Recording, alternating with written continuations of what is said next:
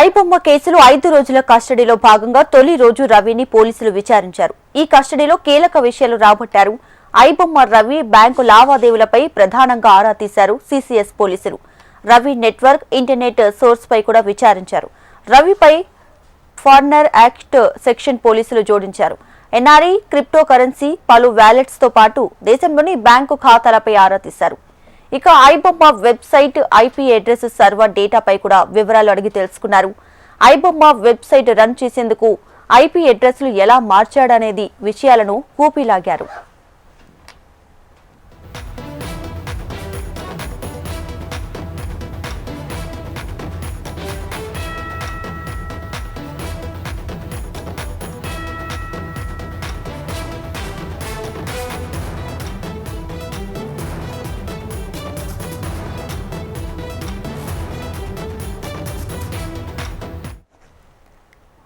ఐబొమ్మ కేసులో 5 రోజుల కస్టడీలో భాగంగా తొలి రోజు రవిని పోలీసులు విచారించారు. ఈ కస్టడీలో కీలక విషయాలు రాబట్టారు.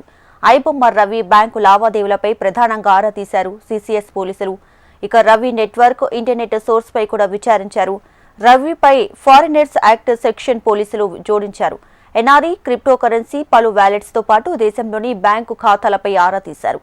ఇక iBomma website, IP address server డేటాపై కూడా వివరాలు అడిగి తెలుసుకున్నారు. ఐబొమ్మ వెబ్సైట్ రన్ చేసేందుకు ఐపీ అడ్రస్లు ఎలా మార్చాడు అనే విషయాలను కూపిలాగారు.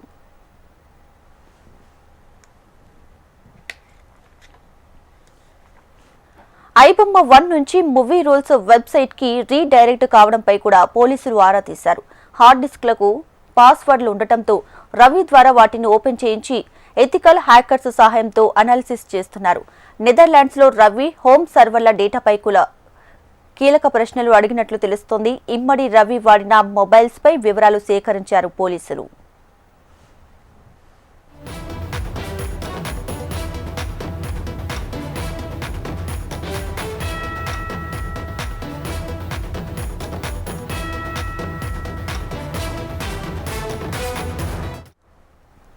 ఐబొమ్మ కేసులో 5 రోజుల కస్టడీలో భాగంగా తొలి రోజు రవిని పోలీసులు విచారించారు. ఈ కస్టడీలో కీలక విషయాలైతే రాబట్టారు. దీనికి సంబంధించి లేటెస్ట్ అప్డేట్స్ మా ప్రతినిధి అరుణ్ అందిస్తారు లైవ్ ద్వారా. అరుణ్. దీపిక, సినిమా ఇండస్ట్రీలో సంచలనం సృష్టించిన ఈ ఐబొమ్మ రవి కేసు తొలి రోజు విచారణ మూసింది. ఈరోజు దాదాపు 5 గంటల పాటు విచారణ కొనసాగించారు. దీనికి సంబంధించి ఈరోజు మాత్రం పోలీసులు పలు కీలక విషయాలు రాబట్టే ప్రయత్నం చేశారు. అయితే దీంట్లోనే ఐబొమ్మ రవికి సంబంధించి ఆర్థిక లావాదేవీలకు సంబంధించి, అదేవిధంగా ఈ మూవీ ఏ విధంగా పైరసీ చేస్తున్నాడనే కోణంలో కూడా విచారణ చేశారు. ముఖ్యంగా ఈయనకు సంబంధించి అంతర్జాతీయంగా ఉన్నటువంటి కనెక్టివిటీల గురించి కూడా ఆరా తీశారు. ముఖ్యంగా ఐబొమ్మ, బప్పం 2 వెబ్సైట్లు క్లోజ్ చేసినప్పటికీ కూడా ఈరోజు ఉదయం ఆయనని కస్టడీ తీసుకున్న సమయంలోనే ఐబొమ్మ 1 అనే వెబ్సైట్ ద్వారా కూడా కొత్త సినిమాలన్నీ కూడా వెబ్సైట్లో మరోసారి తెలుగు తెరపైకి వచ్చాయి. ఈ నేపథ్యంలో ఆ వెబ్సైట్కి సంబంధించి ఐబొమ్మ 1 వెబ్సైట్కి సంబంధించి కూడా పూర్తి వివరాలు అయితే ఆరా తీస్తున్నారు. ముఖ్యంగా ఆయనకు ఆర్థిక లావాదేవీలకు సంబంధించి ముఖ్యంగా అమెరికా, నెదర్లాండ్స్, స్విట్జర్లాండ్ ఈ 3 దేశాల నుంచి కూడా ఈయనకు పైరసీ చేసే వెసులుబాటుకు ఉంది. అదేవిధంగా విదేశీ స్నేహితులతో పాటు కూడా ఇలాంటి పైరసీలకు పాల్పడుతున్నాడనే నేపథ్యంలో కూడా మొత్తం పూర్తి వివరాలనే సేకరించేందుకు అయితే ఈ ఐబొమ్మ రవిని కస్టడీలో పలు కీలక విషయాలు అయితే రాబట్టారు. మొత్తంగా ఈయన దగ్గర నుంచి ఆర్థిక లావాదేవీలకు సంబంధించి ముఖ్యంగా క్రిప్టో కరెన్సీ, ఎన్ఆర్ఐ, అదేవిధంగా పలు అయిన వ్యాలెట్లకు సంబంధించి కూడా ఆర్థిక లావాదేవీలకు సంబంధించి ఆయన ఖాతాలపై కూడా వివరాలు అయితే సేకరించారు. దీనికి సంబంధించి ముఖ్యంగా ఈ వెబ్సైటు, ఐపీ అడ్రస్ సర్వర్ల కోసం ఎంజల ఐపీ మాస్లపై ముఖ్యంగా దీనితో మొత్తం కూడా దృష్టి పెట్టారు. ఈ మూవీలు ముఖ్యంగా ఎక్కడి నుంచి పైరసీ అవుతున్నాయి.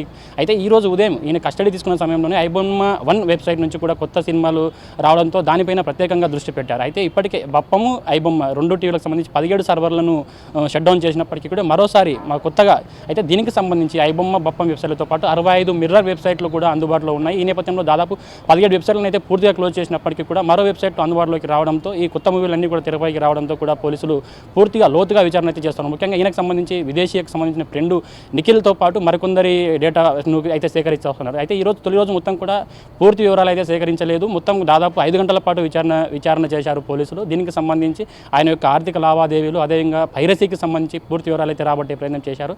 ముఖ్యంగా దీనిపైన కూడా పైరసీలకు సంబంధించి కూడా తెలంగాణ ప్రభుత్వం కీలక ఆదేశాలు జారీ చేసింది. అయితే ముఖ్యంగా రేవంత్ రెడ్డి కూడా పలు విషయాలు అయితే చెప్పాడు, పోలీసుకి చెప్పడం జరిగింది. ముఖ్యంగా ఈ పైరసీలకు సంబంధించి ప్రత్యేక వింగ్ ఏర్పాటు చేసే దృష్టిలో ఉన్నట్టు కూడా తెలుస్తోంది. దీనికి సంబంధించి మరో 4 రోజులు ఈయన కస్టడీ ఉంది కాబట్టి పూర్తి వివరాలు సేకరించే అవకాశం అయితే కనిపిస్తోంది. Deepika. Right Arun, thank you.